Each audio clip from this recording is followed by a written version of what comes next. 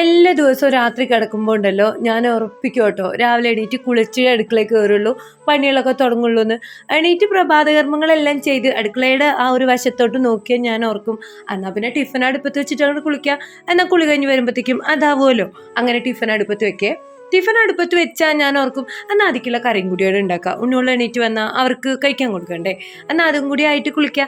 അങ്ങനെ അങ്ങനെ ഓരോന്നോരോന്നും ചെയ്ത് ചെയ്ത് ഏകദേശം എൻ്റെ എല്ലാ പണിയും ഒരുങ്ങിയിട്ടാണ് അധിക ദിവസവും ഞാൻ കുളിക്കാറ് കേട്ടോ. അതിനെൻ്റെ കെട്ടേണ്ടിരുന്ന് എനിക്ക് ചീത്തയൊക്കെ കേൾക്കാറുണ്ട്. പക്ഷെ എന്താ അറിയൂലെന്ന് എനിക്കതങ്ങോട്ട് മാറ്റാൻ പറ്റണില്ല. ഇവിടെ ഞങ്ങളുടെ ചെറുപ്പശ്ശേരിക്കാരൊക്കെ ഒരുവിധം രാവിലെ എണീറ്റ് കുളിയൊക്കെ കഴിഞ്ഞിട്ട് തന്നെ അടുക്കളയിൽ കയറുള്ളൂ കേട്ടോ. പക്ഷെ ഉണ്ടല്ലോ, പണ്ടൊക്കെ എൻ്റെ ചെറുതിലെ മലപ്പുറം പാതായ്ക്കര എൻ്റെ നാട്ടിൽ ഒരുവിധം എല്ലാ പണി ഒരുങ്ങിയിട്ടാണ് എല്ലാ ആൾക്കാരും കുളിയൊക്കെ കഴിഞ്ഞ് ആത്ത് കയറുള്ളൂ കേട്ടോ. കൊട്ടിഘോഷിക്കാനും മാത്രം ഇതൊരു നല്ല ശീലമൊന്നുമല്ല. എണീറ്റ ഉടനെ നല്ല ഫ്രഷായി അടുക്കളയിൽ കയറുന്നത് തന്നെയാണ് അതിൻ്റെ ഒരു ചന്തം.